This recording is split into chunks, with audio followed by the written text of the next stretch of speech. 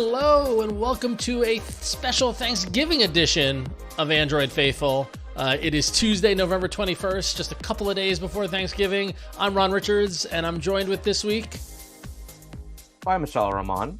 Welcome, Mishaal. Unfortunately, Win is she's on vacation. She's off in partying Japan. Up. Yeah. We're very excited for her. But those of you watching live in the chat, she's watching live from Japan, which is pretty exciting. So you can chat with her. But we're also going to hear from her later in the show via a previously recorded little bit. But I know Win was so bummed to be missing this week's episode because we have a very special guest, Mr. J.R. Raphael. Welcome to the show. Hello. Wonderful to be here. Thank you. I got that name right, JR. I did my homework. You did first time in like all the 20 years? Maybe 40 years? I don't know how long we've been doing this. The lesson finally sunk in this past summer. But JR, you joined us a lot in the early days of All About Android, and then schedules didn't line up, and then for a little bit you were sending in your video tips for more than a little bit. It was like a year, wasn't it? It was a good run. Yeah. Yeah, something like that. Yeah. And so when we had the new show, I was like, JR, you gotta come on the new show. And we wanted to wait a little bit until some ducks came in the row, but we're super excited to have you because we've got a little bit of announcement to make, don't we?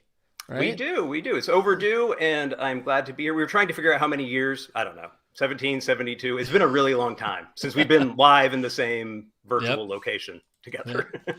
Well, so before we get started on the show and make the announcement, why don't we tell folks what you're doing these days over at The Intelligence? So The Intelligence is the newly launched kind of big brand on top of Android Intelligence. There's also now Windows Intelligence. I've been joined by the wonderful Chris Hoffman, most recently editor-in-chief over at How To Geek. He's writing a Windows newsletter. I'm doing the Android thing, and The Intelligence is kind of the big shebang around it all. So we just launched that like a week ago. Exciting stuff. It's been in the works for a long time. So yeah, it's a weekly Android newsletter. There's a premium membership resource community, the Windows side, it all kind of comes together and we do all sorts of fun stuff. Very exciting. And so folks can subscribe to it. What do they get for subscribing? So they get, can you tell us what the offering is? Yeah. So, I mean, if you want to sign up for free, there's a weekly, every Friday is Android Intelligence. It's 3 things to know and 3 things to try in your inbox every Friday morning. If you're interested in Windows, there's the Windows Intelligence, kind of equivalent for the Windows world. And then there are a couple other things during the week. On Wednesdays, we do a thing called Cool Tools, which is just one interesting off the beaten path like tip or tool that works on any device. Chris and I kind of go back and forth on who's writing those. And then we do some like reader tips and other stuff on Monday. But I mean, obviously everyone here is interested in Android. Android Intelligence is still there, still going strong. And if that other stuff is, up your alley, then cool. It's there for you too. Yeah, exactly. So Android Intelligence are very excited. And so why we're so excited is that we're teaming up to a certain degree. That's right. So JR, you've been kind enough to provide a special offer to our patrons. So for those of you who are signed up for Android Faithful on Patreon at the loyal listener plan or higher, which is starting at $10 a month, JR, you're gonna send over our way a special coupon that will give you half off of 1 year of membership to the Intelligence. Which is awesome and very generous of you and the folks over at The Intelligence. So we're really appreciative of that. And what I love about that is it brings together, your newsletter is fantastic. Hopefully we're doing a good show. We're also making an offer to Intelligence subscribers to come over and join Android Faithful. So a little bit of a crossover, as we say in the comic book world, right? So yeah, it's cool. It's kind of a perfect complement thing. We're not audio centric. We're kind of more word centric. You guys are audio centric, and we're sort of I won't say the lone, but among the few standing independent Android outlets out there run by a few enthusiasts who've been around doing it forever. Yep. And yeah, just to make it clear, like the newsletter is a free thing. That's on Friday. So this is the Intelligence Insider. It's our premium membership resource community. So when you sign up for that, or if you sign up hopefully first here and then get access to that and get like the whole bundle together, you get access to our app. There are all these on-demand resources, in-depth super guides, a searchable database of every tip, every newsletter that we've ever published going back, years now. Yeah. And then we also have our own community and insider help desk, all sorts of people who are there to, I say help answer questions. There is sort of that like beginner stuff, but the fun part for me is like the creative thinking. Someone comes in with the idea of like, I've got this wacky automation thing.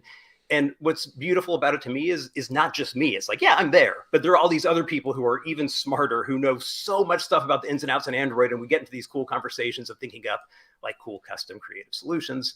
Then you also get like an extra extra cool version of the Friday newsletters. They're ad free. It all just kind of comes together nicely. And if you're listening to Android Faithful, you get that.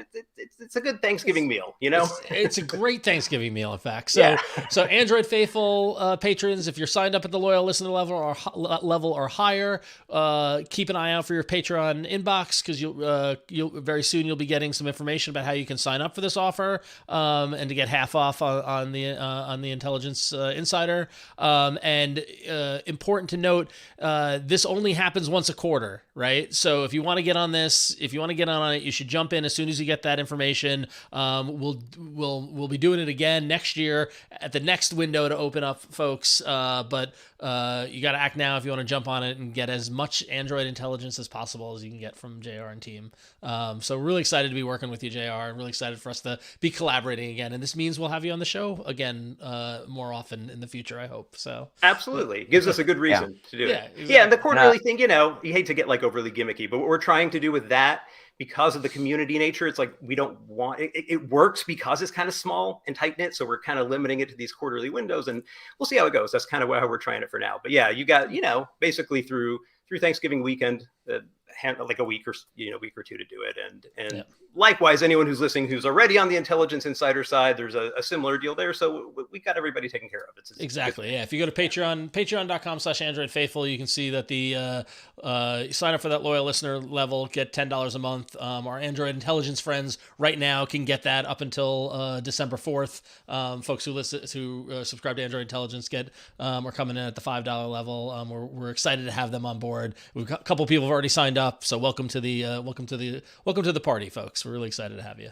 So yeah, and those of you who don't know, like who don't follow his newsletter already, like even like from my perspective, like we're constantly scouring the internet for what's new in Android and like, you know, all the new cool things that are coming out, but like all the time there's like, it's really, you don't know how hard it is to look back and think, hey, you can do this, you can use this old app, you can use your phone in this way. Like I'm constantly impressed by how many things you guys at, you know, these kind of newsletters and websites like How to Geek and all your intelligence, like all the things you're able to scrounge up and all these tips that are so useful. I'm like, I completely forget about half the stuff that came out like a year ago, because just constantly evolving the world of Android and tech in general. So like, if you're not constantly reading like every single piece of news and you just want to like learn about stuff that's actually useful, then I highly recommend subscribing. Well, thank you. That means a lot coming from the one and only Mishaal Rahman, especially. And for a weird, like, small world full circle moment, when Mishaal was at his last job working at Esper, he was writing some stuff that ended up in our newsletter. It's everybody's interconnected here. It's one big happy family. It is. We love our extended Android family. So JR, thank you so much. We look forward to the collaboration in the future. But for now, usually we got a lot of news to talk about. Usually the week of Thanksgiving is a quiet time, but those of you who are tuned into the Android news and the tech news in general probably saw some news drop last week that you could probably guess is the first thing we're going to be talking about this week here in the news. And it is, sure enough, hell froze over last week. And a hat tip to the folks at 9 to 5 Mac for the scoop that Apple announced that they will be bringing RCS support to the iPhone next year. And to that, I say,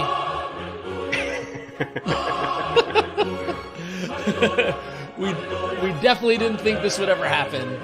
And here we are. Apple is nice.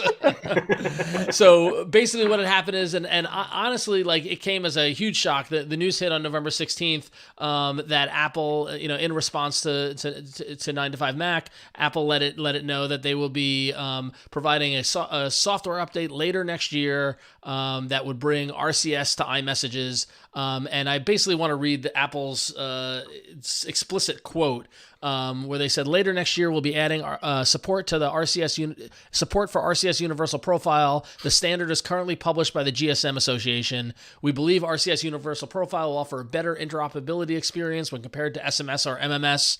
This will work alongside iMessage, which will continue to be the best and most secure messaging experience for Apple users. They got to get that little bit of Apple hubris in there. So there's lots of, as soon as this news hit, lots of questions, lots of things like that. But JR, do you remember where you were when you first heard this was happening? I think I was sitting in this very spot, and if I'm not mistaken, I will never forget that moment. And what was your reaction? Well, so a couple things. I mean, first and foremost, obviously this is very good news. But I mean, that being said, I hate to give Apple too much credit here. We have to be realistic. Apple almost certainly isn't doing this because of its suddenly benevolent, magical, and revolutionary heart. I mean, it's had a good thing going here, and it knows it, and it's going to try to keep that going. There have been analysis after analysis over the last few years in particular, and again, this is mostly a US issue, but here in the US, that have shown people are sticking with iOS products and moving to iOS products because of that iMessage effect, especially when you get to the youths, the young people. There's a lot of stigma around the green bubble, but really even above the youth. So it seems pretty clear, though it hasn't been explicitly said yet, that there's a reason this is happening. We know there were a lot of investigations, regulatory things going on in the EU.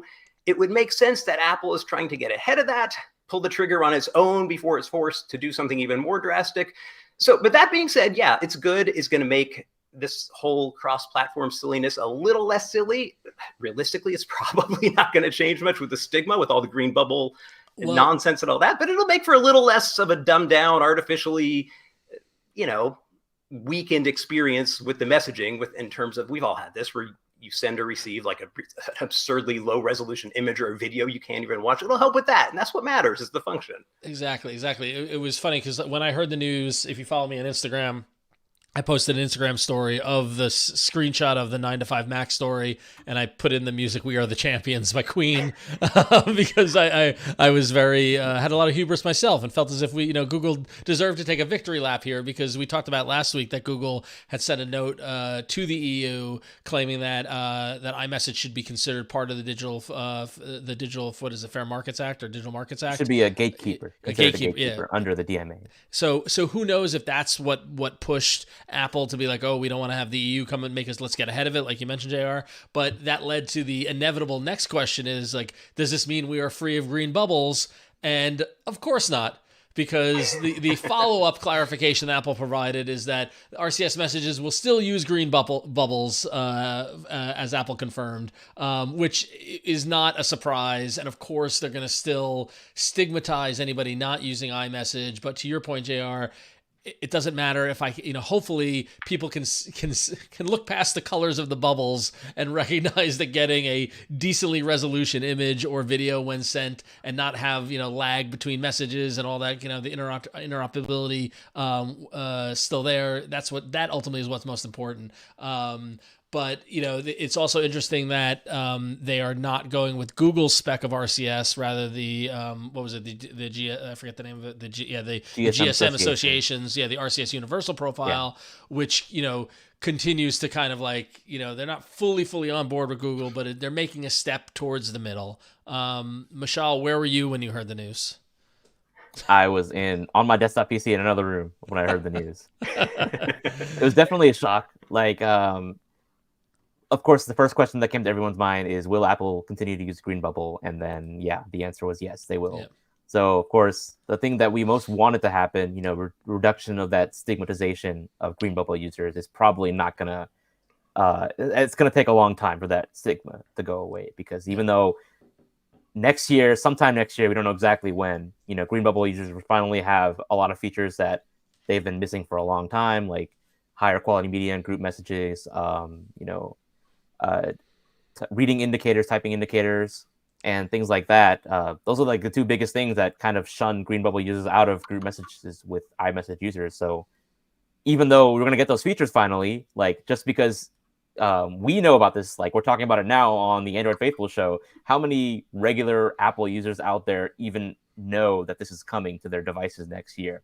Right. I'd wager like 95% of users have not even heard of this announcement. And like only 5% of those users have know about the announcement, and because they're all like very connected and they're online. I'll counter that, Mishaal. Actually, I think because this got such pickup over the week. So like two things about the reaction to this is that, one, I was shocked at the pickup it got. Of course, 9 to 5 Mac. I'm just instinctively saying 9 to 5 Google, but 9 to 5 Mac, broke the news. And by the weekend, what day was the 16th? Was it Thursday or Friday? I forget. It was Thursday. By the weekend, I saw articles on local NBC news websites, and like it fully went mainstream. So much so that my family chat with my in-laws, that I made them all move to WhatsApp to avoid this problem. Someone in that, and like I'm the only tech-minded person in there, someone in that chat shared a news article reporting on this, saying, does this mean we can move off of WhatsApp next year? So like, I do think that it reached the average user and reached the Apple user a little bit more. I saw some chatter on my social media networks and stuff like that of the usual Apple versus Android bickering, going, yeah, iMessage is still better and blah, blah, blah. And, you know, like people trying to explain encryption, which was very funny to see, people not understanding end-to-end encryption and how that works and all that fun stuff. But I do think that it actually got out there. But honestly, Apple really needs to send a thank you note to OpenAI for stealing the news cycle on Friday and over the weekend with all the drama going on in OpenAI and Sam Altman, because like this went from being a major story by Friday to be completely like, by the news cycle went so quickly and OpenAI sucked up so many news cycles that I was like kind of sweating. I'm like, well, we have to wait till Tuesday to talk about it. Of course, it's gonna be relevant to us, but like everyone's kind of moved on by this point now. So. Yeah. You could have a whole HBO miniseries on the OpenAI drama. Yeah, exactly. It's insane. There probably will be. On the iPhone front, I wonder, even if some iPhone users, average non-techie iPhone users, are starting to be aware of it happening, what will it take if they ever for them to become aware of the stigma of it? Not the green bubble thing, but just the idea, because I think there is a very real perception out there that because of this, people think Android phones are just junky, because Apple is really, to its credit as far as business goes, done a hell of a job reinforcing that narrative that Apple is the premium place where you get, you know, the highest quality. And look, if you're talking to people on Android, they can't even send high-res images. So I don't know. I'm curious if there will ever be a revelation of, oh, Apple fixed this and they stopped doing what they were doing, or if it's just kind of like, oh yeah, I guess the Android phones suck a little less now, but they still suck, you know? It doesn't really matter, but it does in a degree when you look at like the macro picture, the market share and trends and all that kind of stuff. So I don't know. I'm sure Apple will do everything it can to avoid that realization. Right. They're probably not going to highlight it at all whenever it does roll out. No, for sure. Like, kind of like they're adding side loading support eventually, but they are not going to mention that at all. No, I think when they do mention it, Mishaal, they'll do like they did in their statement, where they're going to say, yes, we're doing that and we're making a step towards the middle, but iMessage is still more secure. iMessage is still better. They're gonna use it to even pump up their own products a little more. I was curious what Google's response was in terms of this, and Google, you know, very much embracing the meeting them in the middle. Google said that it's quote, happy to see Apple take the first step today by coming on board to embrace RCS. And basically Google said they look forward to working with Apple to implement this on iOS in a way that works well for everybody. So if Google and Apple can work together, can reach, you know, I feel like this, I hate politics, but I feel like this is like reaching across the aisle. This is a real like red versus blue, green versus blue kind of thing. Hopefully we can all come together and be in a more common ground when it comes to messaging, which is all we all want, you know? So, don't you mean just switch to WhatsApp like everyone else? Sure. Yeah, exactly. Or Telegram or whatever. Yeah, whatever your app of messaging thing is of choice. So either way, hell froze over. The unthinkable happened. Just insane. Before we move to our next story, I forgot to mention when we were talking before we started getting into the news, stay tuned to the end of the show because we've got a little special Thanksgiving, giving thanks kind of thing planned. So if you stop listening during the news, keep listening to the end. Trust me, we got some surprises at the end of the show for you. So I just want to make sure everyone knew that was coming. So, but on to messages. Mishaal, I have to give you some credit because last week when we were talking about Nothing coming out with Nothing Chats and enabling iMessage support, you were very vocal in saying this was not something you would do. And I feel like you were the bellwether on this next story. Right? Ooh, that proved out nicely for you. You know, I thought that it might not have been a good idea. You know, there might be some issues with it. Like, I did not expect it to be this bad. Yeah. Like, so what happened? So basically, they released Nothing Chat, and then very quickly, as it became public on Friday, there was like a public beta. People were using it.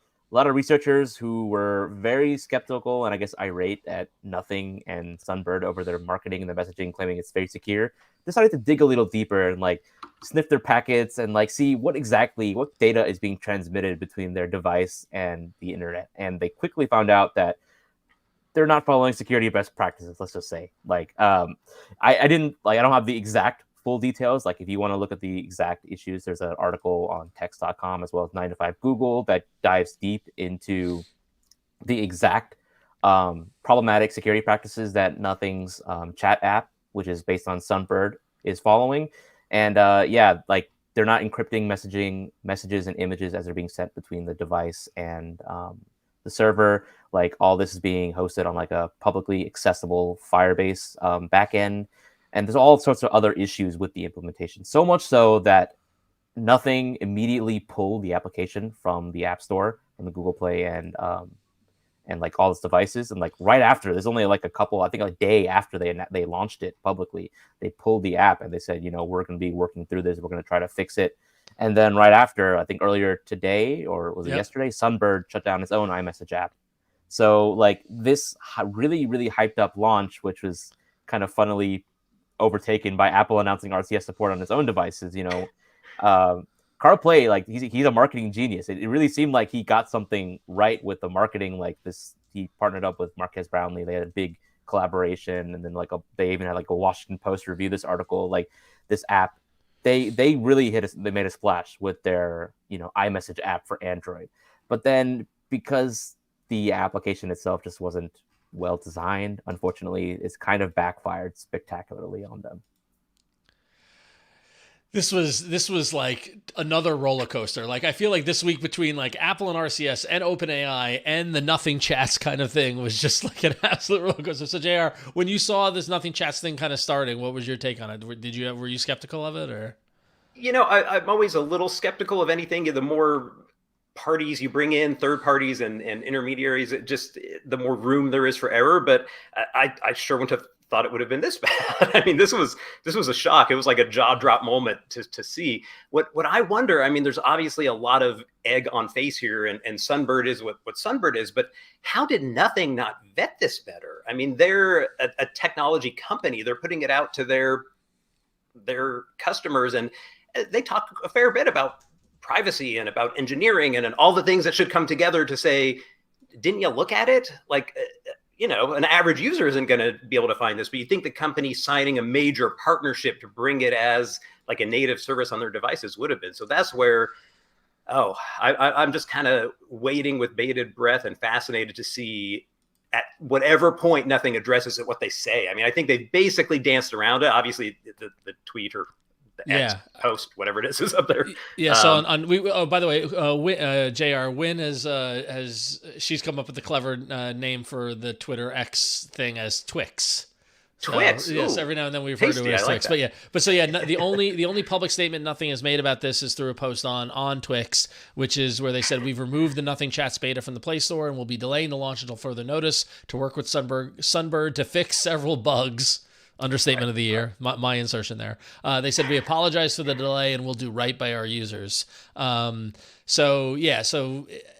that was my thought exactly also, JR, which is like, Nothing probably got excited by this and moved very quickly. What is the axiom? Move fast and break things, and they broke things, and they sucked it up. Yeah, exactly. They broke a little too much, so which is a bummer. Because I appreciate the disruption that they tried to do, but didn't work out.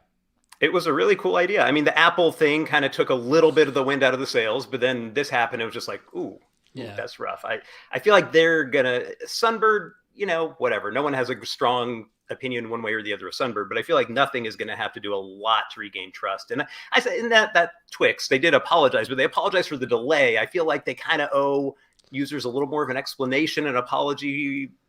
There's probably not much they can say, but I feel like they have to say something if they're going to regain any kind of any kind of trust, any perception of integrity and quality. That's rough. I will say it definitely had echoes of early stage OnePlus, back when Carl was running OnePlus, when they were marketing mishaps and stumbles nearly every week. But and here in the chat for our live stream viewers, cousin of Josh said reset the OnePlus nothing counter. They definitely have some egg on their face, and they're gonna have to do some damage control, I think, on this, or they just ignore it and move on. Which. Right. Honestly, sometimes in corporate communications, that's the best thing you can do, because opening yourself up to criticism, or opening yourself up to talking about it. What are you, there was a problem, they pulled it, we're moving forward. How many people you had bad news to dump, really? Dumping it over this past weekend? Everyone, nobody would have seen it. Yeah, exactly. Right. Exactly. And what did it roll out for a day? I mean, 2 days. It was hardly anything. On the other hand, I guess the Nothing users are the types of people who are aware of these things. But in terms of broader public perception, most people probably didn't even know anything happened. I did find it funny with Sunbird how they were Sunbird's none of your messages are on our servers. It's well, yeah, but they're on Firebase servers that you own, that you're using in the cloud. It is there was some dancing around language on Sunbird's side as well to make it seem. Yeah. So, well, what a messaging roller coaster this past week has been. It's been insane. All we need is Google to launch some new messaging service, and we'll have the trifecta of just everything you could want in messaging hell. if Google wants to kill Google Messages and have the next version of whatever the messaging thing is, bring back Hangouts. It's time. It's been a little while, right? Yeah, why not? Revive Google Allo. Yeah. Well, moving on. Google is bringing out some new stuff, not necessarily about messages, but Mishaal, why don't you tell us what's coming in QPR2 Beta 1? Yeah, so Google kind of surprise released the first beta for Android 14 QPR2. Now, mind you, this is before they've released the stable build of Android 14 QPR1, which will be coming to Pixel devices as part of the upcoming December feature drop. So in this beta release, there's quite a few new things. Those of you who are kind of nerdy and looking at the build number will notice it starts with the letter A instead of the letter U, as in U for upside down cake, which is the code name for Android 14. There's a bit of a technical explanation for why it starts for that. I don't think that's really important to get into right now. But some of the other actually exciting things that are worth talking about, if you scroll down, one of the more exciting new features, keep scrolling on the video feed, is this feature right here. So when you start a screen recording, you now have the option to record a single app or the entire screen. So normally, I think Android 10, Google, or was it Android 9, Google introduced the built-in screen recorder function. And now when you open that dialog, you have the option to record either a single app or the entire screen. And when you record a single app, basically any notifications, your status bar, your navigation bar, none of that will be in your final recording. So you just have whatever you're doing inside the app of your choice. And you can also do this with a screencast. So you can choose a single app to screencast instead of your entire screen. So you don't accidentally embarrass yourself with a message you don't want anyone else to see. It's always my biggest fear whenever I'm sharing my screen, by the way, is getting some notification or something that. Yeah. Something in your Nothing chat. I mean, we could go all sorts of places with that. Another exciting change for tablet users is that the taskbar now has a search bar. So when you open the app drawer through the taskbar, before you had to scroll through your entire app list if you wanted to launch another app or drag and drop it to split screen. Now there's a search bar, so you can just quickly find the app that you want to open. Some of the other things that are added in the beta, these are not this upcoming feature is not currently present, but there are hints at it. There's a new quarantined apps page hidden away in the developer options. I don't exactly know what it means by quarantine. You can take a guess based on the real life term quarantine, but after what it means in Android world, I don't really know. I said last week I'll dig deeper. Narrator, he did not dig deeper. I've been just a little too busy this past week. I promise I'll look into it sometime. But moving on, there's a new privacy indicator dialog. So when you pull down the status bar and an app is accessing the camera or microphone, you tap that little indicator in the top right, and now you'll see this little pop-up dialog. Before, it would open you a full screen page that shows you all these sorts of tools, but now you have this more dedicated, focused dialog that lets you see what apps are accessing your camera and microphone and then stop them from accessing your sensors if you want. One of the more exciting changes that's also not currently available in the current beta, but is hinted at, is a toggle to hide the pixels at a glance widget from the home screen. So this one got a lot of applause. I know a lot of people have for a long time wanted to hide that widget at the very top of the Pixel launcher. And finally, Google is working on a way to do that. You have to enable this toggle, which is not present by default. I had to enable it manually. And then that space at the top of the widget of the launcher is reclaimed, and you can put whatever apps or widgets you want in its place. And there are a couple of other more exciting changes. If you keep scrolling on, that one's not too interesting. This one is quite interesting. There's a hint in the code base that Google is working on adding a pop-up dialog to the Bluetooth quick setting panel. So right now, if you tap the internet panel, you have this pop-up where you can choose your Wi-Fi network or your mobile data network, and you can switch between the two. Right now, to change your Bluetooth device, you have to long press on the tile and then go to Bluetooth settings. Well, there's a hint that Google will add a dialog that just pops up wherever you are on the screen, so you don't have to dive deeper into the full Bluetooth settings to pair a new device or change paired devices. And then I think there's one more. Yeah, this one is really exciting. Video viewers, you can see this screenshot of a page called Private Space. So what I think Google's working on here is a new, basically a place for you to hide certain apps from other users who are on your device. So if you're familiar with like the locked folders in Google Photos or like the locked folder in the Files by Google app, this seems like it'll be the equivalent of that, but for apps on your device. So say you want to hide X or Y app from other users, and you can put it in this private space. So only you can access it with potentially a custom lock screen pin. Cool. And then there's one more potentially exciting thing, keep scrolling on, is a notification cooldown feature. So right now, if one app spams like 20 notifications at once, it'll just keep pinging your device, ping, ping, ping, ping, ping, ping, ping, ping, whatever sound you have, and it won't stop. It'll play at the same volume. Well, this notification cooldown feature potentially could detect when an app is spamming a notification and then gradually lower the volume. That's like, at least that's what I think will happen. Like, the feature isn't fully working in the current beta release. I just happened to find it while looking through the build, and that's pretty much it for what I've discovered so far in Android 14 QPR2 Beta 1. Wow, that's quite a mouthful. There is one more exciting thing, but I'll leave that to Ron because it's going to be our patron pick. But before we get to that, though, JR, I wanted to for two questions for you. One, what phone are you using as your daily driver these days, and or phone that you're digging? And two, what are your thoughts around Android 14? Has it changed your life for the better? Good questions. And before I forget, because my brain has very little working memory capacity these days, an interjection there with that notification cooldown. There's a really cool app. I don't know if you guys have used it, called Buzzkill, that has a very similar feature you can configure. It's a little different in how it works. But for instance, if you know somebody who just sends every 2 words as a new message, and so when they're messaging you, it's like ding, ding, ding, ding, ding, ding, ding, and it just gets, for me, that drives me crazy. Buzzkill, I mean, it does a lot of cool stuff, but one of the things it does is a feature called notification cooldown, where you can say any notification in Google Messages that has the name Jim Smith or whatever in it, do not show me more than one every 60 seconds or something. So if you're hungry for that now and you don't want to wait, it doesn't sound like it's exactly the same, but it's a really cool app. Does a lot of really nice, it's almost like Gmail filters for your notifications, but it has a lot of powerful stuff. That made me think of it.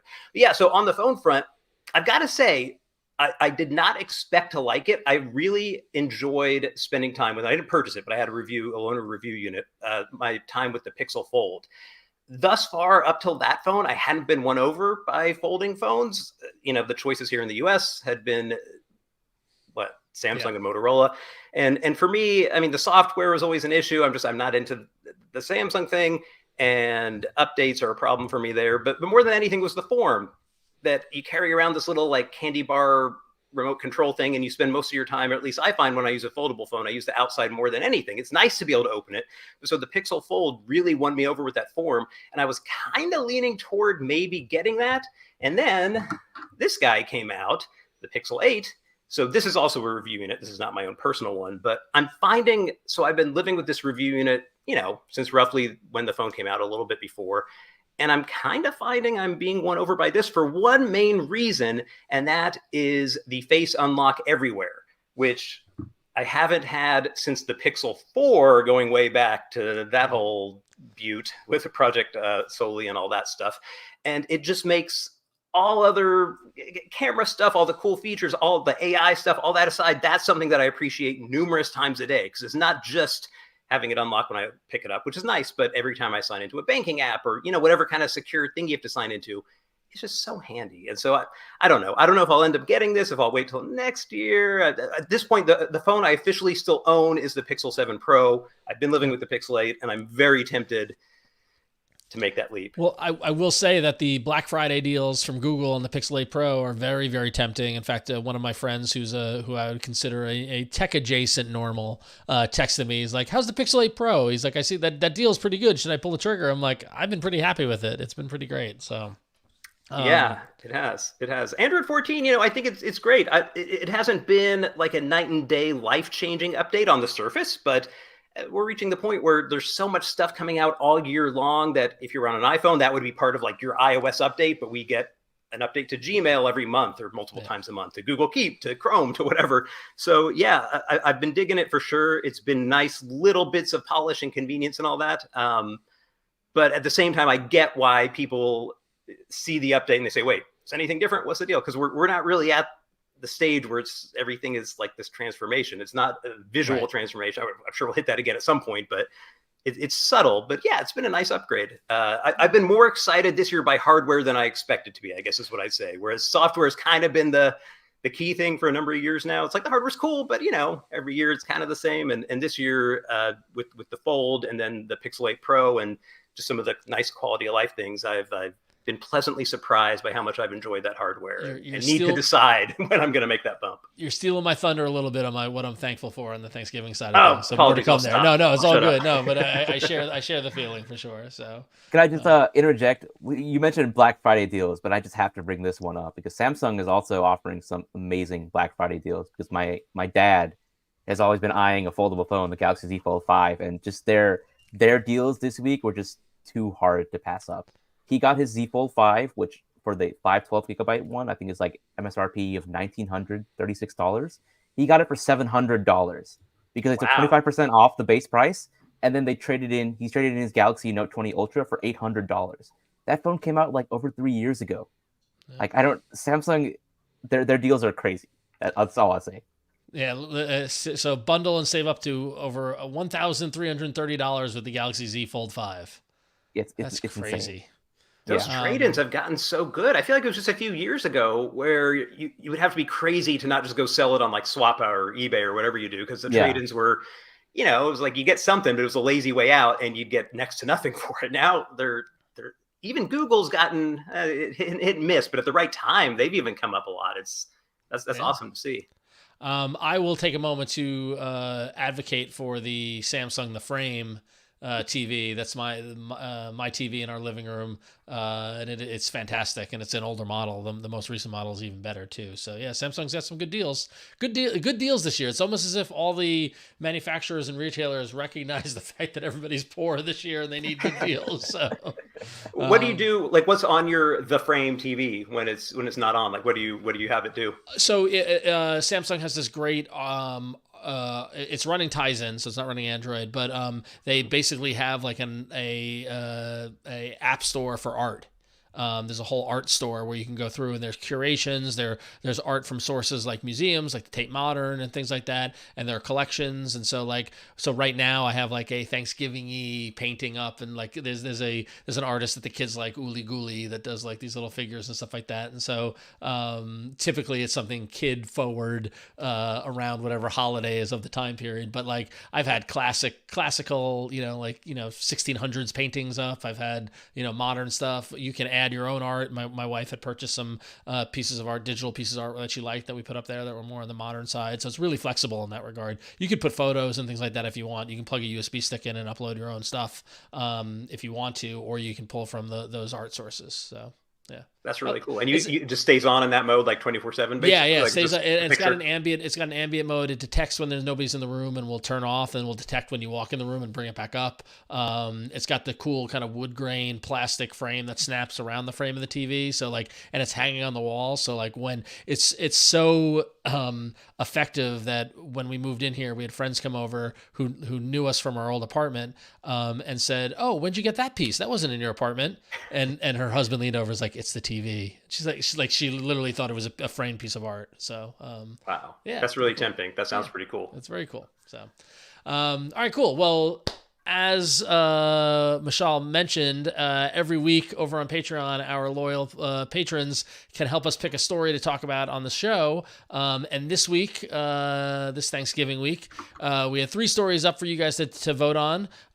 Google Cubes coming to the Play Store can help Android users discover new apps to install. Came in 3rd place with 13% of the vote. Gmail for Android may soon make it easier to unsubscribe from annoying spam. Came in 2nd with 39% of the vote.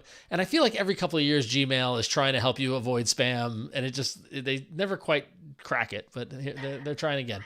But the number one story that got the most votes with 48% of the vote was Google Pixel phones finally install system updates much faster. And Mishaal, as you mentioned, that was part of QPR2, part of the bundle, bit of the functionality that came out in this, is that users are seeing much faster installation times with updates and making the whole process go faster.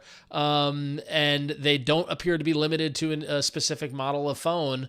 And it's it applies to app updates, security patches, like the update of the phone taking up to 30 minutes to an hour. Like I did the most recent update and I was like, why is this still going? Like it is ridiculous how long it's taking. And so it's great to see that now it is able to go faster.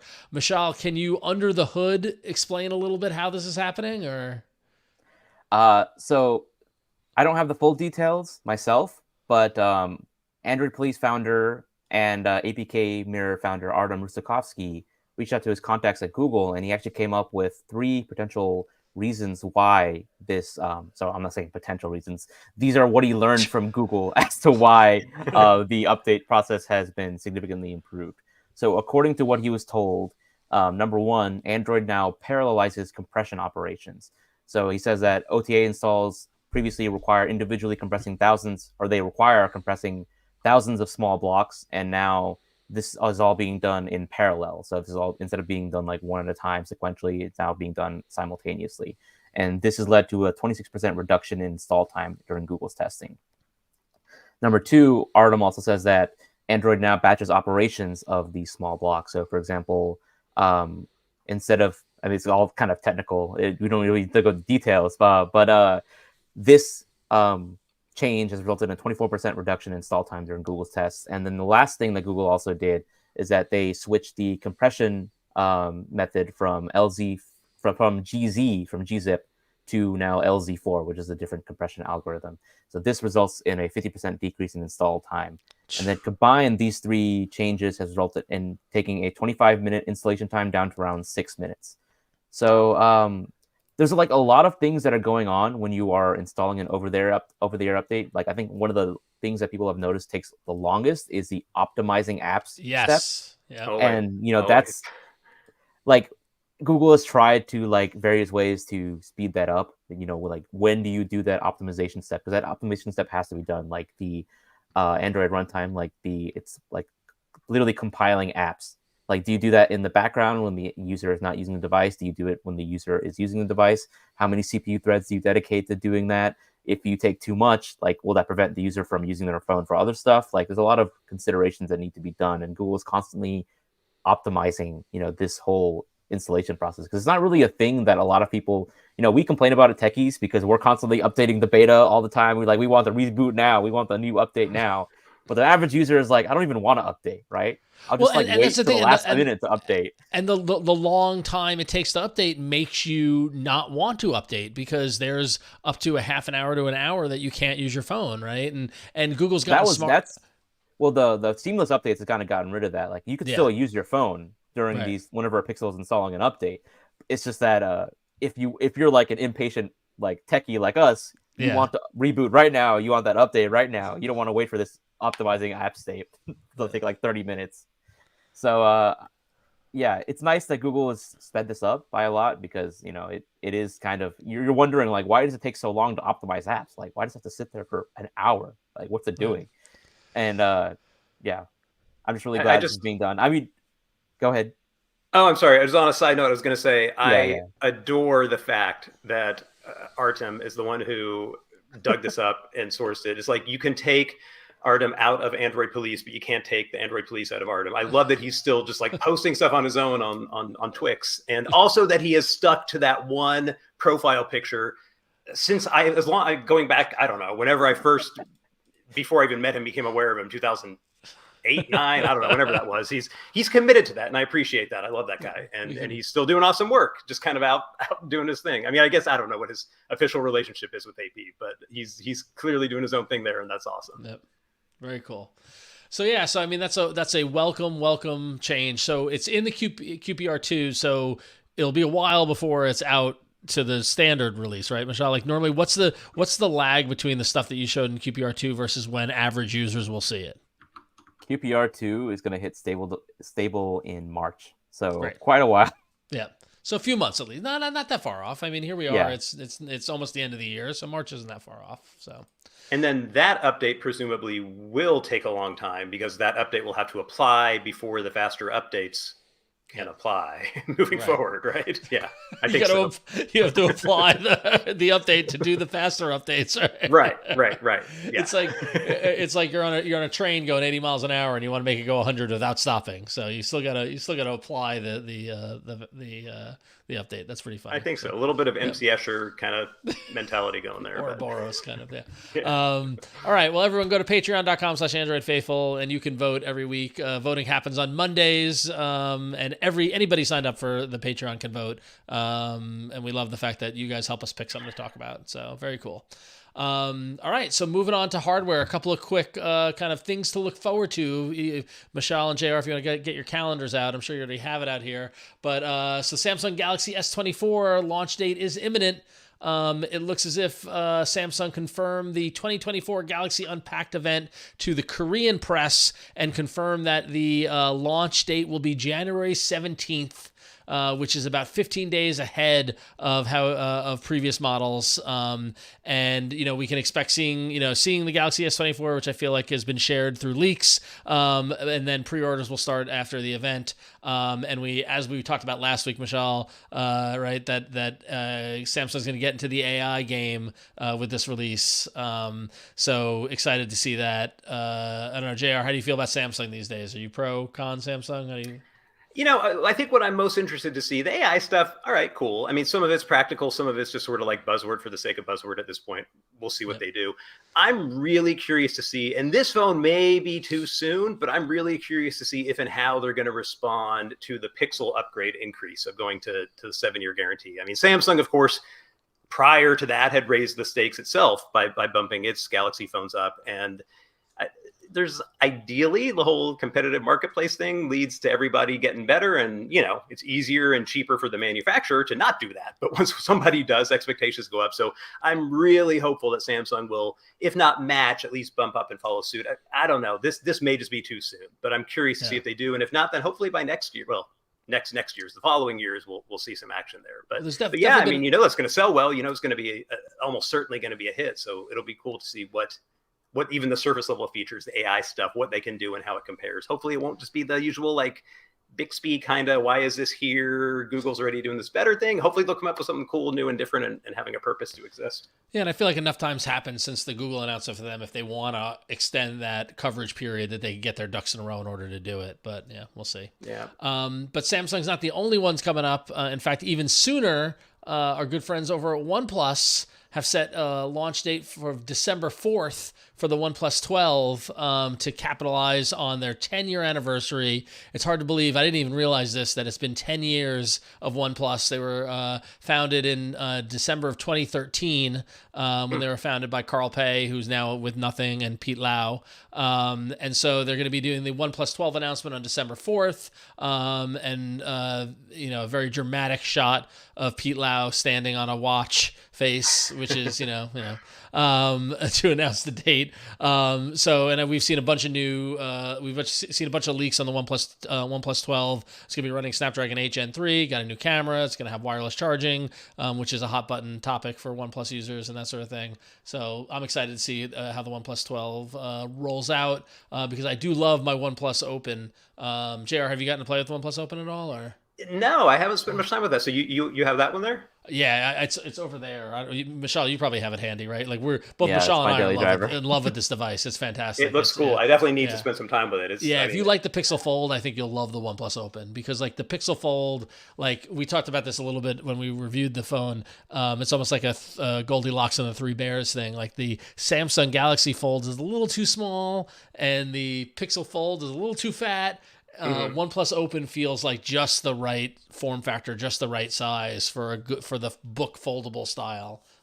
So curious to see what the OnePlus 12 can do to add to the larger, kind of OnePlus offering, and the fact that they're adding back wireless charging, if that's hopefully that is an indicator of what's to come, because the OnePlus Open does not have wireless charging, which is a lot of people complaining about. So. And one thing to note, Ron, about that December launch for the OnePlus 12, that will probably just be the China launch. If you want to see the global, like the availability in the US, we'll probably have to wait till at least January. We don't know exactly when, but we will have to wait a little bit. And hopefully we'll also at least see in December the OnePlus Watch 2, which I think we talked about last week, or was it the week before?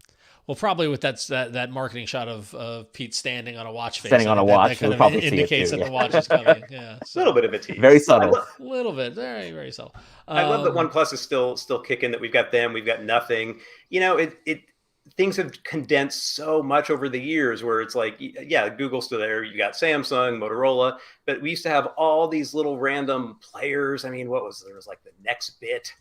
There are all those other ones, Essential. I mean, it's gotten harder and harder for these smaller, non-mammoth companies to compete. And so the fact that OnePlus is still kind of being the alternative and the little guy, it's cool. That's what makes Android fun and different and what it is. I was disappointed when, speaking of Essential, Awesome, that OSOM didn't end up, well, it kind of did a crypto thing, but it didn't end up coming up with what we were all, I think a lot of us here were looking forward to as the Essential phone sequel of sorts. The next generation, right? Yeah, but it's cool that some of these companies are still carrying the torch and doing something a little different. And, it may be an enthusiast play. It may never be like mainstream top tier shelf in Verizon, but it doesn't have to be. It's cool that stuff still exists and is an option out there for everybody. Exactly. I like it. It definitely is I feel like we're trending towards, again, going back to what we're going to be thankful for, but we're trending towards I feel like another period of kind of hardware variety, lack of sameness, which is good. So yeah, you gonna get a rollable phone, Ron? Oh man, I'm right there. Years ago I was promoting the foldables. I was saying this is the next big thing. I think the rollables are right behind that. So it's something. See. Yeah, we'll see. Yeah. So all right. So Mishaal, how about this next story? So those of you who've been having a bit of MagSafe envy from your iPhone wielding friends will be glad to know that soon, hopefully soon, smartphones with the new Qi 2 wireless charging standard will be coming on the market. So for those of you who don't know, Qi 2 includes the new magnetic power profile, which is basically the generic standardized version of Apple's MagSafe, their magnetic wireless charging implementation. So whenever Android smartphones with Qi 2 support come out, that's when you'll actually properly have MagSafe compatible Android smartphones, because that's what the new standard entails. And the Wireless Power Consortium, which is the governing body that dictates the wireless charging standards, sent out a press release talking about the first Qi 2 production smartphones that are coming soon. And one of the partners was Google. And like the Google spokesperson, I think the product manager on the team, mentioned that they're working on bringing this technology to future Pixel phones. So not Pixel phone, they just said Pixel devices. So it's looking like potentially a future Pixel smartphone, or maybe Pixel tablet or Pixel smartwatch will support Qi 2 wireless charging. We don't know exactly when or which product, but it is exciting to finally have basically MagSafe on Android, because it's a very convenient charging implementation. It's just something that has been proprietary to Apple for a long time. Yeah. JR, do you take advantage of the wireless charging? Where do you fall in that world? Yeah, I do. I've kind of dabbled on and on. I mean, Google's kind of given it to us, taken it away, like going back. Well, wasn't the Pixel 4, I think, the first Pixel phone? That was one that had that weird Pixel orb. 2 had it, I think. Oh, yeah. Pixel 4, I'm thinking of the orb. That's the one I'm thinking. That's why I always think of that. But yeah, then it wasn't there for a while. But yeah, no, I've definitely gotten in the habit. And so I'm wearing Pixel Buds right now. So those plop on the same thing. And yeah, it's nice. I've got a charger here on my desk. I've got one, kind of close to where my bedroom is. And obviously it's very like third world problem-y. It's not a big deal to plug your phone in, but it's just so nice and convenient to just drop it down. You don't have to deal with the USB port inevitably getting like clogged up with lint and having to clean it out over time. I guess if you're still using it for data transfer, you might, but yeah, it's nice. It's nice. And having the MagSafe kind of thing seems, they're going to be the people who say, it's an Apple thing. It's a good idea. Even Apple comes up with a good idea sometimes. So if we can use it, hey, more power to all of us. As long as it works universally, not as long as it's not proprietary, right? That's the one. Exactly. Yeah, exactly. So yeah, that'll be great. I mean, it will kind of suck that there will be that transitional period where we have to buy all new accessories because the standard is going to change. But hopefully it'll stick. And then once you get those once, they'll work from there on out. Yep, for sure. Yeah, it's funny because I don't use wireless charging, so like I'm like whatever, So it's like it's those who subscribe to wireless charging are passionate about it, and those of us who aren't are just like whatever. Just like to your point, it seems like it seems like a luxury, like a nice to have, So do you have a problem with it, or is it just kind of like whatever? I just have never taken the time to get all the stuff right. Like I've got my USB-C cable on my nightstand. I plug it at the end of the day, and that works for me. So yeah. Well, and then also like when you travel, what are you going to bring a charger with? It's one more thing to shove in your bag. I never bring it out if I'm going anywhere. So it is a slightly silly luxury solution, but it is nice. Exactly.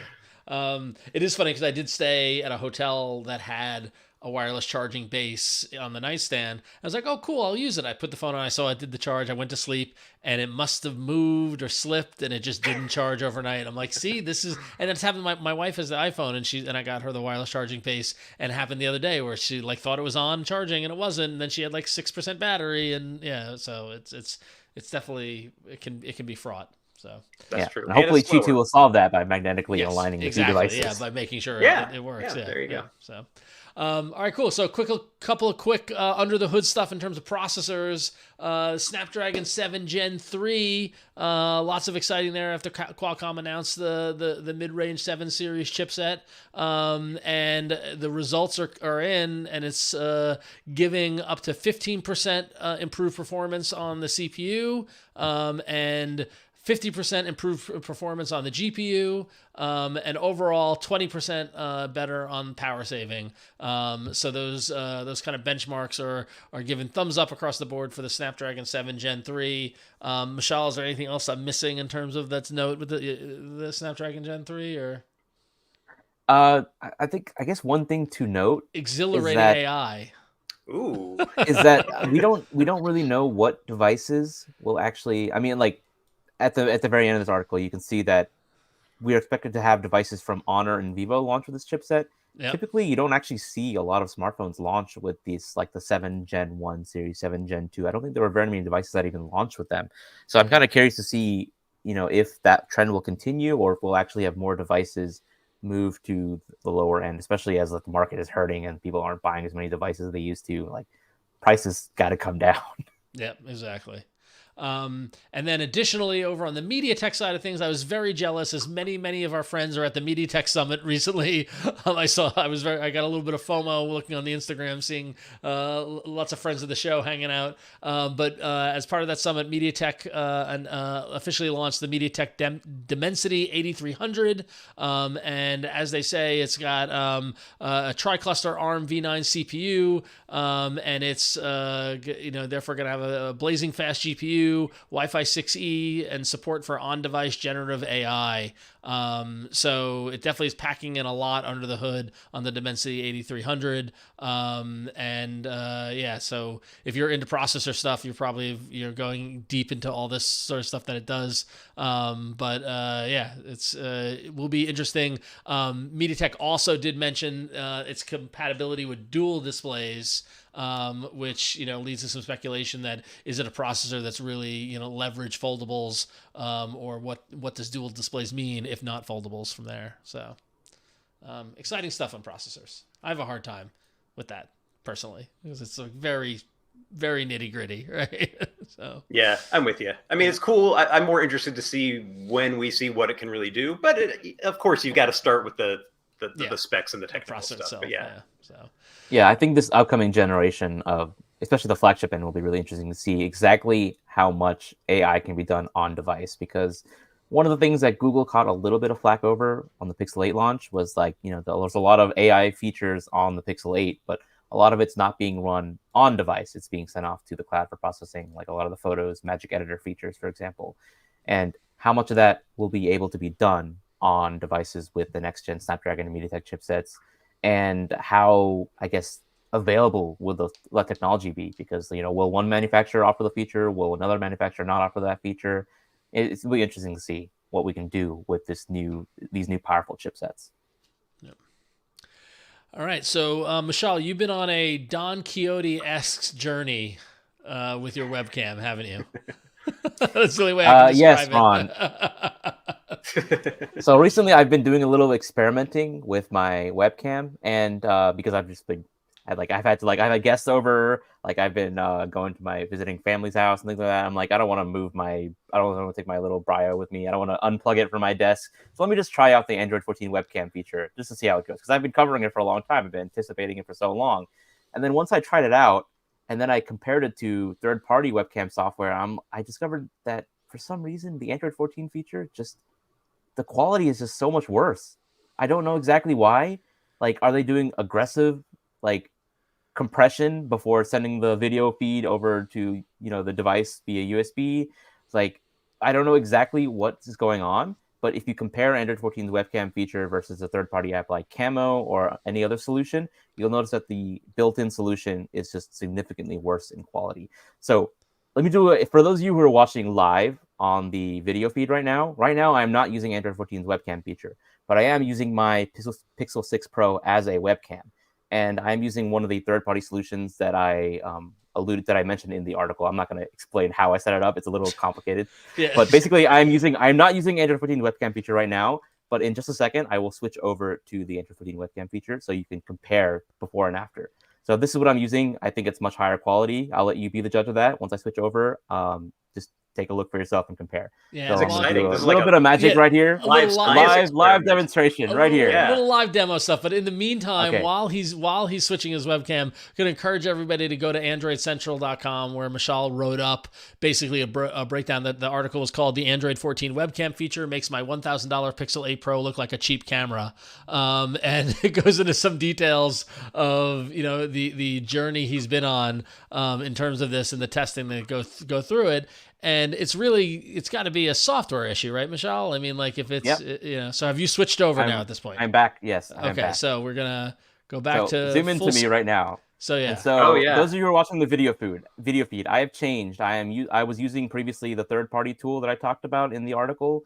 Yep. And now I'm using Android 14's built-in webcam feature. Like this is the thing that you'll get in the December update when that rolls out. I think in 2 weeks from now. Once that rolls out, you'll be able to, swipe down your status bar and change the USB mode to webcam. And this is the quality that I am getting right now for my Pixel 6 Pro using the built-in webcam feature. And I think you can quite obviously tell there's a dramatic difference in quality. I think it's way worse than what I was using before.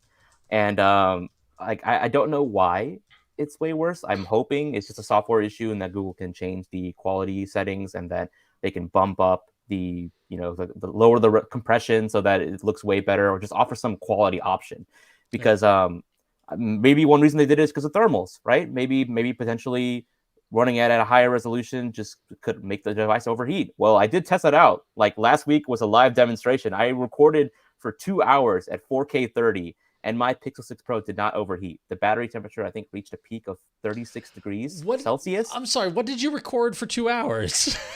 I wasn't recording. Was it like the Truman Show? You're just like making lunch and we may not want to know. This might just be something better not explored. It's fine. Mishaal, I was at 4K 30. Yeah, I was at 4K 30, and my phone did not overheat. I was quite surprised. This is a Pixel 6 Pro with a first gen tensor, and it ran fine for 2 hours. Yep. Even when in Tokyo sees the drop in, she said significant drop in quality in the chat, along with Technomensch in the chat who says great name. Great name. Yes, I'm watching through Twitch, Google TV app on 4K TV, and yes, there's definitely a difference. So confirmed. Yeah. So let me just switch back very quickly, so those of you can do one more quick comparison.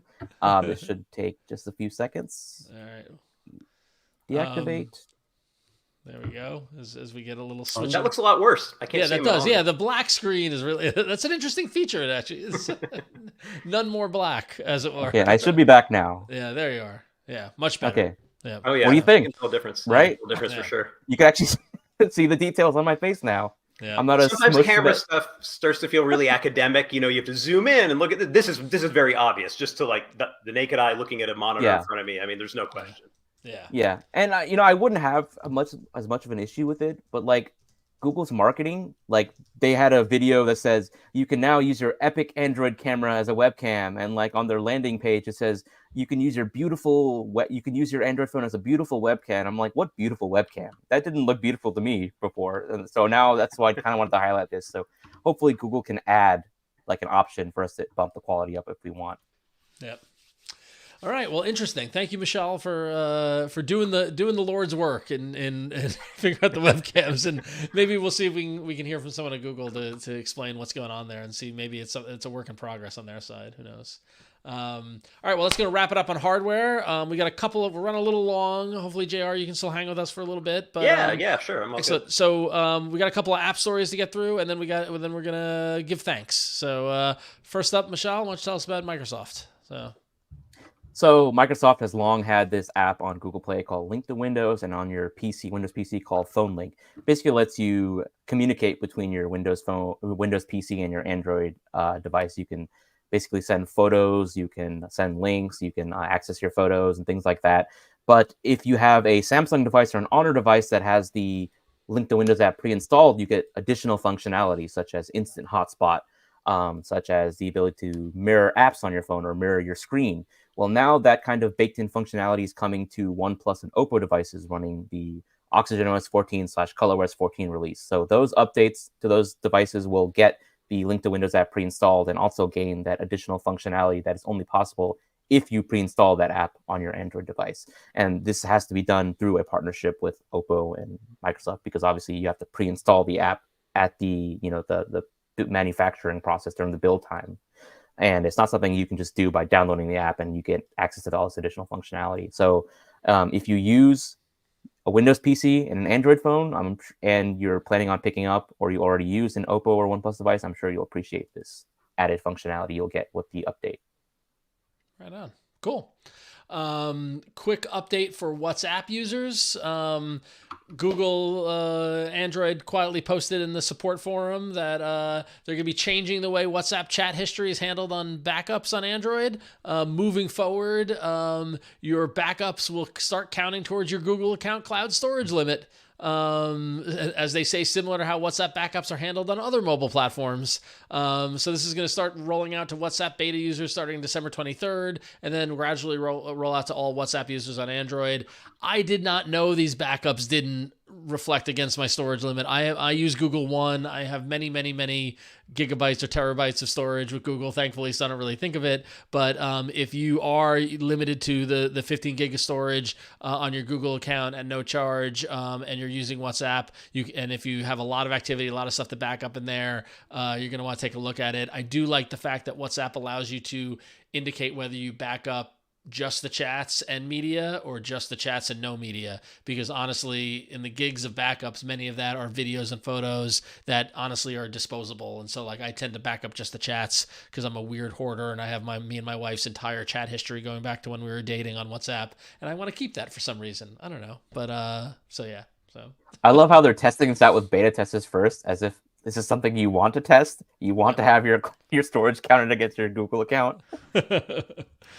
My wife and I started chatting on MySpace when we were first dating. How bad is that? And you don't have can anyone back that up? And you don't have the chats, right? You don't have. No, I tried. Yeah. It went through that weird Justin Timberlake era, and I don't know. At some point, I tried to sign back in, and it was So you planned this out nicely. Well done. So Daniel in the chat says that he uses SMS backup and restore thanks to JR and your recommendation. Yeah, it's a great tool. Yeah, it's one of those like long-standing utility. The design is awful. That hasn't been updated in a decade, but it works. It's so good. It gets the job done. You install it, you use it, you never look at it again. Maybe you uninstall it. I mean, it's like a 5 minutes once a year thing, or maybe you use it for more. But either way, it's like it just sits there and runs. Beautiful thing that gets the job done. Exactly. All right, Mishaal, what's going on Google Photos? All right, so we have 2 new updates coming out, rolling out right now. So the first feature is called Photo Stack. So Google Photos will now automatically identify and group similar photos that were taken close together into something called a photo stack. And then it'll select the top pick that best captures that moment. And basically, it's just, you take a whole bunch of photos at one location or like one particular moment. Google Photos will use AI, I guess, to automatically group them together and create a photo stack. So now you'll have the option to select your top pick. You can modify the stack, or if you don't like this feature, you can turn it off entirely. So this is a neat way, if you take a whole bunch of photos and you don't have to create an album for each and everything. You can just let a photo stack be created just for a couple of photos that are very similar. Yeah, I like that. As someone who takes 20 to 30 photos of my kids in one spot trying to get the one shot of them smiling. This is a handy feature. So yeah. And the other new feature is better screenshot and document organization. Oh, so thank God. Google Photos will now better ID and categorize screenshots and documents into more helpful albums like IDs, receipts, and event information. So previously, you take a photo of a document, it would just put it into like a documents album.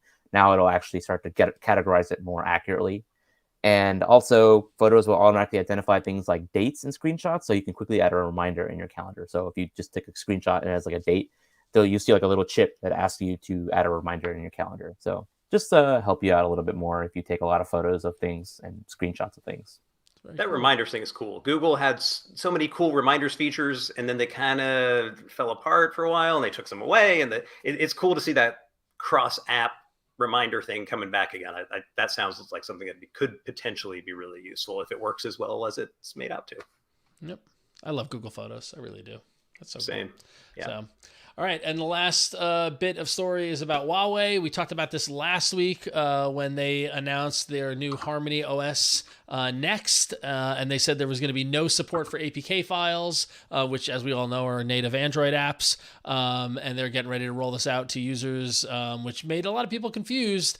So a week after that announcement, Huawei did issue a clarification that overseas units will not receive the new OS. So mobile phones and tablets outside of China will keep using EMUI or EMUI. The Harmony, the Harmony OS looking like version of AOSP on Huawei, but doesn't have the Google services and apps, but it will continue to support native apps. So if you're outside of China using a Huawei device, you will still be able to use APKs. Anything else there, Mishaal? Am I missing on that, or is that no? That's pretty much it. Cool. Which kind of raises the question, like, how different is Harmony OS next? Truly. Like, are they diverging it completely? Are they maintaining 2 separate, entirely different operating systems, one for the Chinese market and one for overseas? Or is it just a branding difference? And how much of it is it really different? Like, we don't really know. Good question. So, and it was very cool because Win shared with us in cabs in Tokyo ads for Huawei products, which was pretty cool. We might show it next week on the show. Didn't have time for it this week, but more from that. But that's a good segue because now we're going to get into, normally we do emails at the end of the show, but given that Thanksgiving is this week, I wanted to take the opportunity to let's be thankful with this AI-generated image of Android having turkey that I made. But we polled the audience, we posted to social media, we posted to Patreon, we posted to Discord, said, tell us what you're thankful for about here in Android. And all 3 of us are going to share our thoughts as well. But I thought it would be great to hear from folks who couldn't be here, including Win, even though she's in the chat. She sent in a video about what she's thankful for. So let's hear from Win right now first to kick it off. Our little Android. What I'm thankful for this year, 2020. Oh, hang on. There you go. This is Win. I'm in Tokyo, so I couldn't be with y'all this week, but I wanted to let you know what I'm thankful for this year, 2023, for Android. Mostly that this is the unofficial year of the Foldable, we'll call it that, and that we've all decided to join the flip side, whether it's with the Pixel Fold, which I'm using to record right now, or the Z Fold, your Techno Flips, your Moto Razr Pluses, your OnePlus Opens. It's been a really great year. And yeah, I'm also just really, most of all, thankful for y'all. It was a little rough when we had to leave the old show, but I am incredibly thankful that you guys just came with us to this new show and supported us, especially our patrons out there. So yeah, happy Thanksgiving and done it. See you later. All right. So that was Win live from Tokyo. A little hard to hear because she was filming outside. I'm gonna bump up the audio in the audio podcast version of the podcast. So live listeners, if you want to hear it more closely, you can go check that out. But thank you, Win, for doing that from Tokyo. But thankful for the year of the foldable. Pretty exciting. So excellent. So before we get into our first community folks, Mishaal, what are you thankful for this year? In general, I'm just thankful to be close by with friends and family. Like, I know a lot of folks, they move far apart from their family, and it's, kind of tough to visit them pretty, like, on a regular basis. But we all live in the same general area in the same cities. Like, my brother lives in Austin, just a 2.5 hour drive up to there if I want to see him, It's really nice to be close to family. Nice. Very good. All right. Well, then why don't you share our first community thanks? There you go. From Robert from Alaska has sent in a post saying, "I've heard so many stories from people about losing all their data when a phone breaks or is lost, and Robert is thankful for Android backup. He says that he hasn't lost or broken their phone so bad they could lose their data, but if he did, I could always back it up to the cloud. I buy a new phone and I opt in to restore everything. Apps start downloading. My photos are available on Google Photos, even when my wallpaper gets restored. Back up your stuff. Been a faithful fan for years. Thank you for coming back in a new form." And thank you, Robert from Alaska. That's a good unsung hero thankful thing. I mean, it wasn't so many years ago that those of us who have been around for a little while now can remember when it was just awful to deal with setting up a new phone. If you lost something, like, you don't think about it because it just for the most part, not always, but for the most part, just works now, and that's a good thing. It's a magical thing, in fact. Yeah, I totally agree with that. Just the even the switching devices and like restoring your wallpaper. Because I remember I used to have to like export all my settings and set up a new phone, and now it just all happens magically. So yeah, it's really quite amazing how that happens. So. Oh yeah. I signed into an old Dropbox account that I don't ever use anymore, and found like so many like backed up APKs and random app settings files, apps that I haven't looked at since 2009 or whatever. It's like, oh yeah, you used to have to export your apps list and then go like re-download them all manually. I mean, it sounds archaic, but it wasn't that long ago. Yeah, exactly. Yeah, no, it's crazy. So, all right. So next up, we're going to hear from Florence Ion. So here's Flo's thankful bit. Hi, folks. Ron asked me to tell y'all what I'm thankful for. I've been thinking about it a lot, okay? Now, when it comes to being an Android user, I've been very, very thankful for Nearby Share. Do you know how easy it's made my life? I've been able to send memes from my PC to whatever Android phone I'm using in the vicinity to send a meme.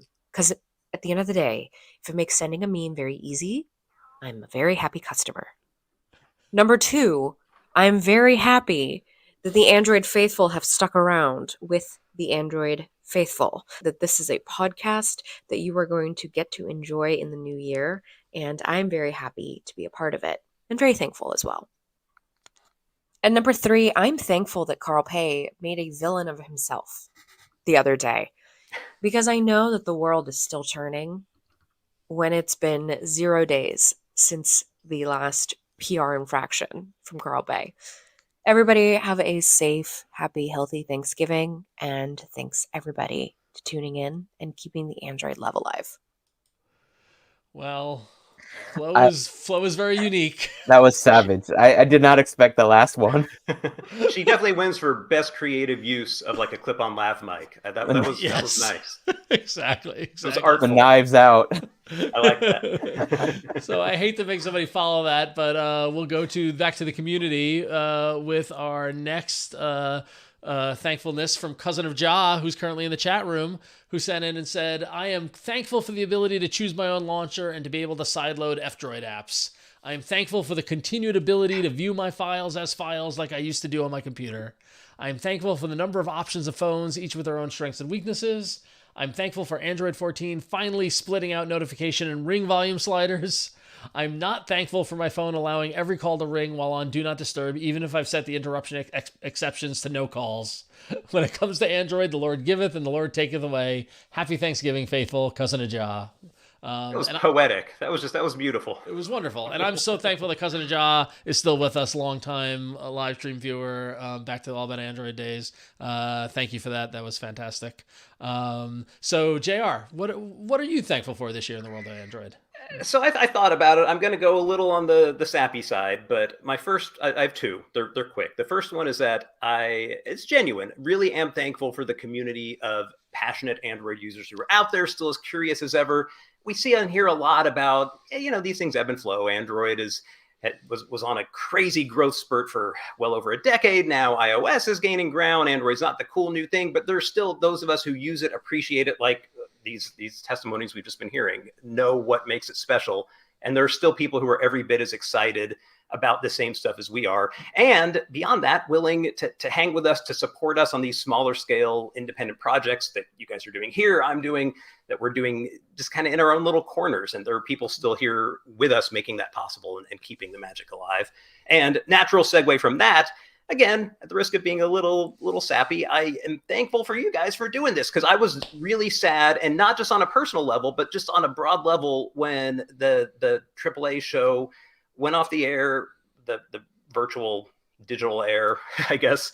And I get it. I know there's a lot going on. Twit is a big organization. There's a lot of business things. The fact that you guys were able to take the ashes of that and bring it into this and keep what really is an unparalleled Android audio show going is just fantastic. And aside from the small role I've had in that show over the years, I've always been a fan, a listener, a watcher. And so it's so cool to see it keep going in this new evolved form. And I'm glad that you all came up and so quickly put this together and made it happen. That is just, that's fantastic. You're going to get me emotional. If Win was here, we'd already have waterworks going on. But thank you, Joe. We really appreciate that.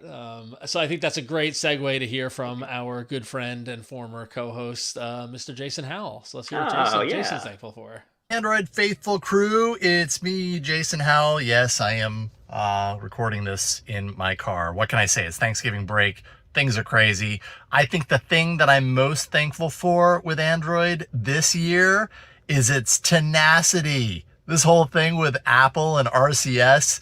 And remember, not too long ago, Hiroshi Lockheimer going nutso on Twitter in all these like veiled efforts to get Apple to acquiesce and everything. Well, it worked. You stuck to it. You made it happen. I really appreciate that about Android and Hiroshi and Google. Hey, have a great Thanksgiving, everybody. I miss you. Bye. We miss you too, Jason. That's fantastic. It's good to see Jason. Yeah, it's great to see Jason. And thank you to Jason and Flo and Win for sending in their videos. And lastly, a couple of folks on Patreon shared their thankfulness. Bob Rissler wrote in and said, "Thankful for the company that shall not be named might start supporting the RCS standard soon." Obviously, we all are. They're innovating it, I think he means. They're inventing and innovating RCS. Exactly, inventing it. Right? And Rick Ankrum wrote in on Patreon and said, I am thankful for the Android faithful stepping up when All About Android ended. The team is on the ball, and we're doing our best. So thank you, Rick and Bob, for doing that. And what I'm thankful for, in addition to being thankful for everything that everyone said so far, I'm thankful that, and JR, you kind of touched on it as well, and we talked about it earlier in the show, we're coming off of a couple of years of sameness of, I don't know if it was post-pandemic, just, like it took a while for the dust to shake off our boots, but it's a really exciting time to be into Android right now. And I feel like going into 24, it's going to be even more exciting. The hardware got an injection of excitement with the foldables. We're seeing such great stuff happening on the software side. There's so much to talk about every week, as evidenced by our attempt to keep these shows tight and concise, and we run long because there's just so much to discuss. So I'm really thankful that we're going into what I'm hoping, especially into 24, is going to be an even more exciting time in the world of Android to track all this stuff and talk about it. And hey, this is a year that I got an awesome tablet with the Pixel tablet. I got an amazing foldable with the OnePlus Open. The Pixel 8 line is solid. Everything going on in Samsung is solid. It's just that there's Motorola, like everybody seems to be putting out their best work, and it just seems, I'm hoping that this is the beginning of another kind of fantastic time period, similar to like that 2014, 2015 time period, which I feel like was the last period, which ironically was pre-pandemic. Not ironically, but coincidentally. But then, of course, it goes without saying that I'm immensely thankful for you, JR, and Mishaal, and Win, and Jason, and Flo, and all of our guests so far on the show, and just the fact that all of you listening and all of you watching are keeping us afloat and staying engaged. I was telling Mishaal after the show last week, we're doing the show because we love it, but it's nice to see the numbers are going up every week as more of you are listening, more of you are discovering us. We're getting back that old audience from Twit. It's just, I'm thankful for Tom and Roger and Sarah and everybody at DTNS to welcome us with open arms. It's been a crazy year, 23, and I think Android Faithful is one of the better things coming out of it. So very, very thankful for that. So. Yay. And now I'm going to cry. Hear, hear. Yeah. Cheers to that. Yeah. So happy Thanksgiving, everybody. Have a great holiday. If you're in the U.S., if you're celebrating, have a great holiday. If you're not in the U.S., have a wonderful Thursday. As I discovered once, when I was in college, my best friend was doing a semester in London, and I went to go visit him on Thanksgiving, and I forgot that it's just Thursday in England. And so it's like he had work and like school, and I was like, oh, I thought we were going to like do dinner, but yeah. So, all right, well, that's going to wrap it up for the show. JR, thank you so much for hanging with us. We really appreciate it. In addition to Android Intelligence and theintelligence.com, where else can people find you on the internet? Are you on any social medias these days? Where are you in the social media landscape? So. Not so much, not super actively. I am on the Mastodons. Actually, I'm on the Twit server on the Mastodons. So I saw that. I'm there, not super active. I don't know. I've just not been in a huge social media phase. I am there. I mean, the best place is just to get the newsletter. If you go to theintelligence.com, Android Intelligence comes out every Friday. It's free. Yes, there's the premium membership program. If you want to do it, cool. If not, it's a free newsletter every Friday. You'll get fun stuff about Android. So come on over. We'll stay in touch. And similarly, we should do this more often. So we'll definitely make this more than a once every 47 year occurrence. Moving forward. Can't wait. Excellent. All right, Mishaal, now's the time to tell everybody that you're on everything. I'm on everything. Twix, Discord, Telegram, WeChat, WhatsApp, Mastodon, Threads. I'm going to forget to name like at least 2 things every week, every time I say I'm on everything. I am on every platform I can think of. I was on Blue Sky. I abandoned it because there wasn't a lot of activity. And I don't know why they're still invite only, but whatever. Yeah. You can find me at Mishaal Rahman on everything. And if you want to support my work, you can find me on patreon.com/Mishaal Rahman, where you can get access to my Discord group, where we talk a lot about Android and Pixel stuff and stuff I don't share on social media, which I already do share a lot. And if you just want to support the work that I do, which is, there's a lot of work involved in the articles and the things that I post. So I appreciate if you could, chip in and also support this podcast as well, as you heard from Ron. Yep. So Mishaal, if I was a member of your Patreon, would I get that 2-hour video that you shot of you just hanging out in your apartment, or where can I get that video? No, that 2 hour was me actually using the camera for last week's Android Faithful. Oh, okay. All right. If you're a member, we ran 2 hours total from pre-show to the end. Yeah. Okay, that's what it was. So it's not on your OnlyFans. If you don't sign up for his membership, though, you are going to get that video. This is the only way to avoid having to watch that video. So Go sign up. My God, go sign up right now. All right. And lastly, I'm RonXO across all the various social media. I'm most active on Instagram, but that's not as important as heading over to patreon.com/AndroidFaithful. Please sign up. Join us and our friends from Android Intelligence. We got a lovely community going on there. We're thankful for everybody who has joined and has supported us so far on this wonderful adventure. And of course, you can find everything you need over on AndroidFaithful.com. That's got links to all of our various podcast apps where you can subscribe. You can watch the video there, all that fun stuff. Because this podcast is recorded every Tuesday night at 8 p.m. Eastern, 5 p.m. Pacific. You can watch us live on youtube.com/Daily Tech News Show or twitch.tv/GoodDayInternet. And then the podcast comes out shortly thereafter every Tuesday night. Everyone have a great and safe Thanksgiving. We love you. You're the best, because we all together are the Android Faithful.